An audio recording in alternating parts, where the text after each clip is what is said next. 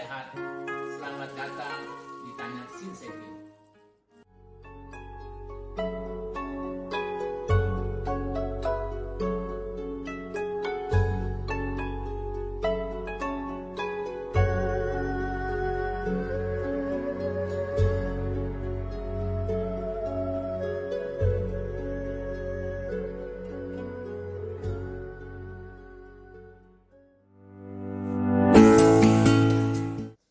Salam sehat dengan Shinsekin. Ditanya Shinsekin. Pada saat ini Shinsekin akan menyampaikan bahan yang sangat penting untuk setiap manusia agar sehat. Judulnya yaitu ketika sakit kesembuhan datang. Banyak sekali di antara kita kalau sakit mau segera kesembuhan itu datang. Kali ini saya akan kupas ketika sakit kesembuhan datang. Bagaimana ketika sakit kesembuhan datang? Yang pertama, kita harus menyadari bahwa kesembuhan itu adalah Allah Sang Pencipta yang punya, ya. Bahwa kesembuhan itu adalah Tuhan yang punya. Jadi supaya ketika sakit kesembuhan datang, yang pertama kita mesti berdoa kepada Sang Allah Pencipta alam semesta. Itu satu, ya. Jadi apapun yang kita pakai, bagaimanapun hebatnya, itu kesembuhan pasti dari Allah Sang Pencipta alam semesta. Ya, itu satu. Kemudian yang kedua, kesembuhan adalah penjumlahan dari hal-hal yang baik, ya. Hal-hal yang baik kita kumpulkan, ya. Misalnya apa hal yang baik? Makan tepat waktu, ya. Makan kita punya, kita minum air yang bermutu baik, ya, yang pH-nya di atas 7, ya. Kemudian kepadatan atau TDS-nya di bawah 100, ya. Kemudian kita berdoa, itu adalah tindakan baik. Kemudian kita memaafkan, itu adalah tindakan baik. Kita punya salah, kita maaf, itu adalah tindakan baik.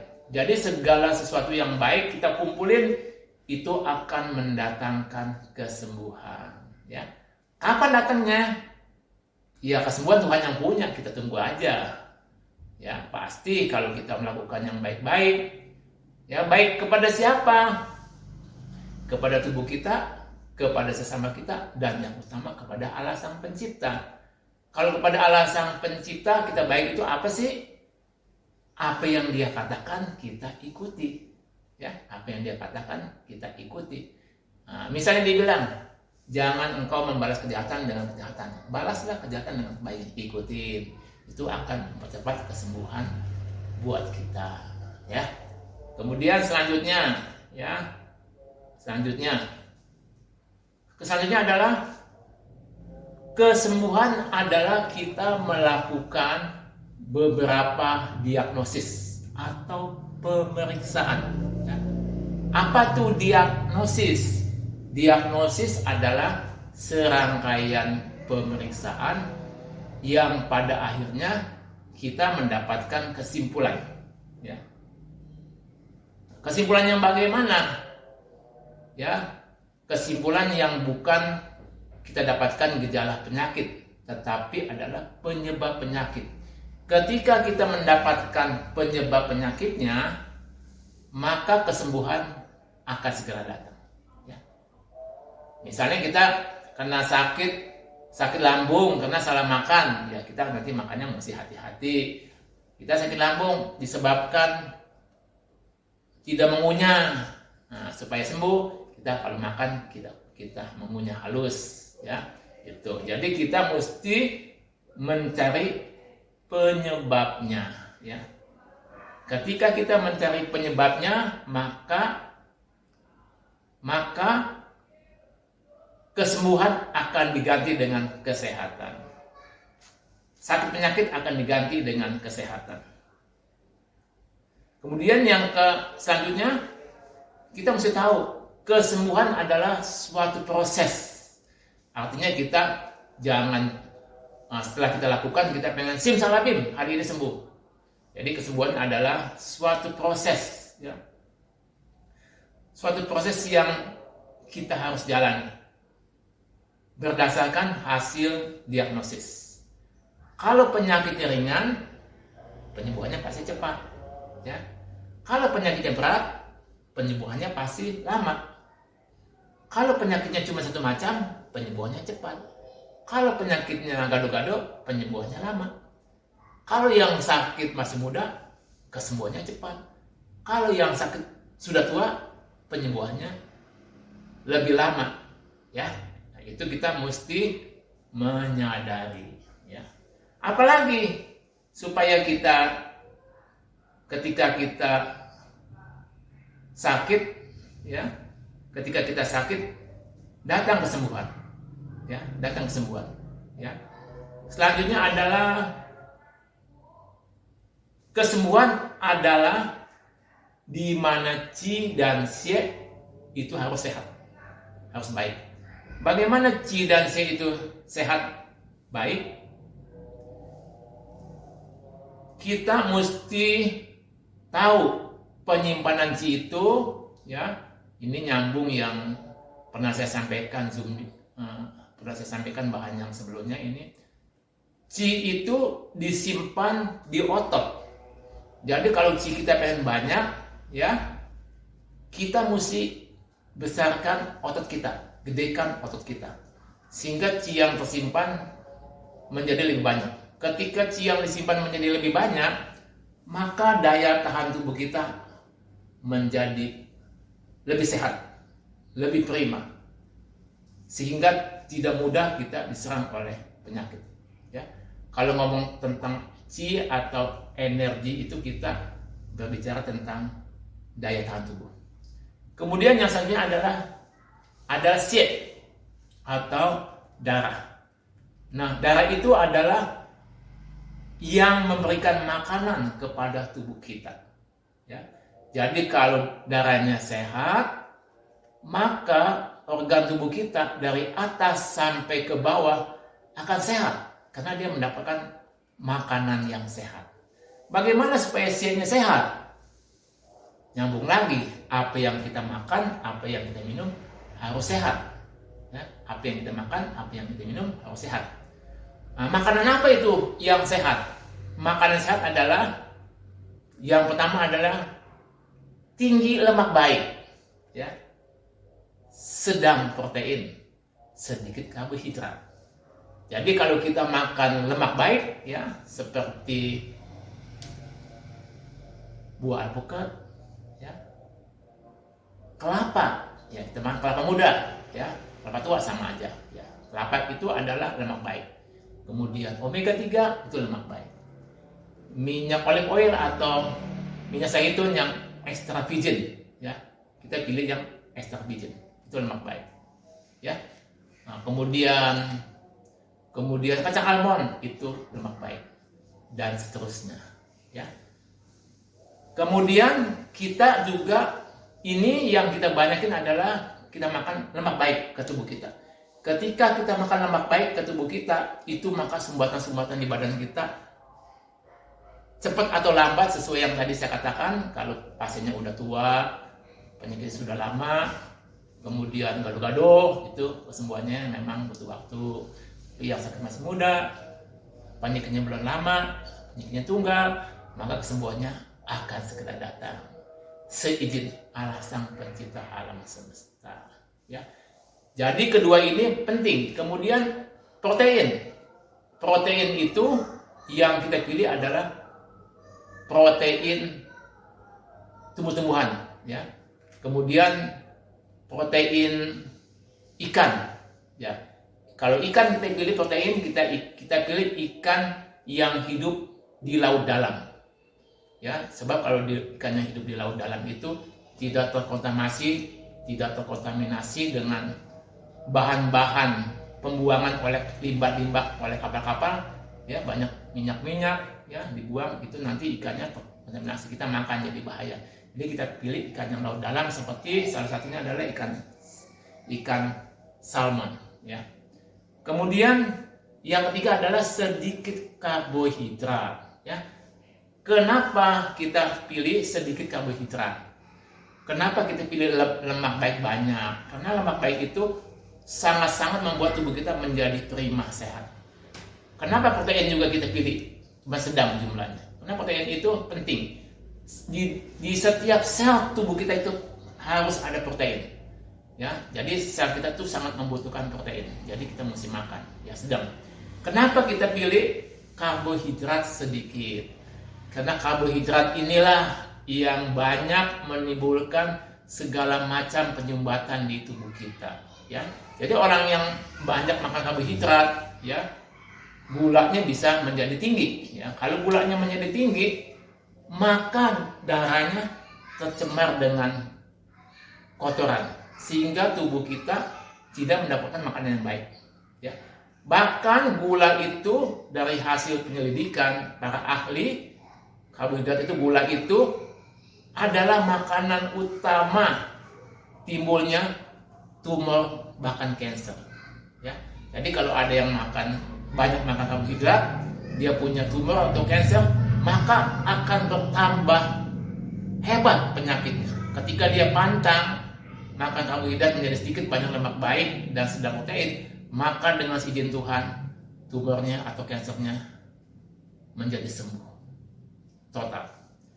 Kemudian selanjutnya apa? Apalagi nih? Selanjutnya adalah setiap hari sampah yang masuk ke dalam tubuh kita ya, kita harus hindari atau kita halangi supaya dia jangan masuk banyak dalam tubuh kita. Bahkan kita halangi, kalau bisa jangan sampai dia masuk. Dari mana sampah itu masuk? Sampah itu masuk dalam tubuh kita, satu, melalui mulut ya. Jadi kalau apa yang kita makan, apa yang kita minum lewat mulut kita yang tidak baik, masuklah sampah ke dalam tubuh kita melalui mulut kita ya. Kemudian sampah juga bisa masuk melalui mata kita ya. Jadi kalau lewat mata kita kita melihat yang negatif ya. Misalnya apa sih yang negatif? Video yang membuat kita jadi gelisah, jadi ketakutan. Itu adalah, saya anggap itu adalah sampah. Kalau kita nonton video yang membuat kita tenang, itu adalah hal yang baik. Itu membuat tubuh kita sehat. Itu saya anggap adalah bukan sampah, itu adalah vitamin ya. Kemudian sampah bisa masuk lagi lewat apa? Lewat telinga. Jadi apa yang kita dengar lewat telinga, hal yang membuat kita tenang ya, itu membuat kita sehat. Apa tuh misalnya yang membuat kita tenang? Perkataan Allah Sang Pencipta itu yang membuat kita tenang. Misalnya apa sih perkataan dia? Kasihilah sesamamu manusia seperti engkau mengasihi dirimu sendiri. Apalagi? Jangan engkau membalas kejahatan dengan kejahatan, balas kejahatan dengan kebaikan. Kita ikuti. Itu artinya kita yang masuk bukan sampah, itu adalah yang masuk yang baik-baik, sehingga kesembuhan akan segera datang dengan izin Allah Sang Pencipta. Kemudian lewat apa lagi? Lewat hidung. Ya, sampah bisa masuk lewat hidung. Misalnya pas ada COVID gini, kita pakai masker ya. Waktu kita pakai masker itu, debu pun juga tidak gampang masuk. Debu jalanan itu, ya ada debu macam-macam. Itu kita halangi. Itu adalah sampah. Itu juga yang membuat kita sakit. Apalagi bakteri, virus, itu membuat kita sakit. Kita halangi. Sehingga kalau kita menghalangi sampah-sampah yang masuk ke dalam tubuh kita lewat yang tadi itu, maka penyakit kita akan segera sembuh ya. Kemudian titik apa yang kita mesti pakai ini supaya kita mengalami kesembuhan. Kita ganti ya kesembuhan menjadi sehat ya.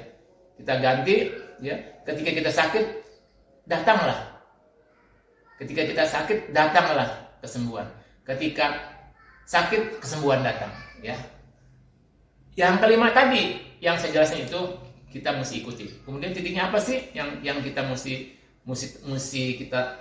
kita tusuk jarum ya, atau kita blow, atau kita tempel bawang ya, atau kita tempel bawang, yaitu adalah titik BL15 ya, HT7, BL17, BL23, CV17, lever 13, CP12, ST25, lever 2, GB38, GB39. Bagi yang tidak tahu, tanya Sinsekim. Tanya di sinsekim.com ya. Kemudian apa lagi anjurannya supaya ketika sakit kesembuhan datang ya, adalah makanan yang perlu diperhatikan setiap hari yang tadi saya kasih tahu, mesti diingat ya, mesti diingat tadi. Tinggi lemak baik, sedang protein, sedikit karbohidrat. Kemudian apa lagi yang penting? Setiap hari mesti makan buah pepaya. Buah pepaya itu adalah, bagi saya ya, buah pepaya itu adalah rajanya buah. Kenapa saya bilang itu? Sebab di dalam buah pepaya itu banyak zat-zat yang tidak dimiliki oleh buah-buah lain. Ya, oleh buah-buah lain tidak dimiliki.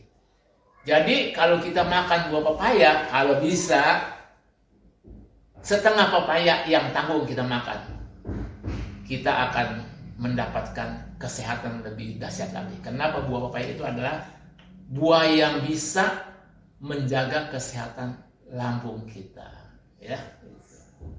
Kemudian apa lagi yang kita mesti makan nih? Jagung kukus kecil, jagung kecil itu jagung mini ya. Nah, kita beli, kita kukus ya, itu kita makan. Kenapa kita mesti makan jagung? Jagung membuat kita tidurnya enak. Ketika kita tidur enak, di situ pada saat kita tidur itu terjadi pembuangan sampah. Makanya mulut kita jadi bau, pipis kita pagi-pagi kuning, kita langsung ya. Nah, kalau kita tidur itu juga terjadi pembuangan sampah, terjadi regenerasi sel ya. Jadi jagung ini yang membuat kita tidur nyenyak. Jadi kalau kita tidak tidur nyenyak, maka akan terhambat pembuangan sampah dan regenerasi sel. Ketika kita tidur itu terjadi pembuangan sampah dan regenerasi sel.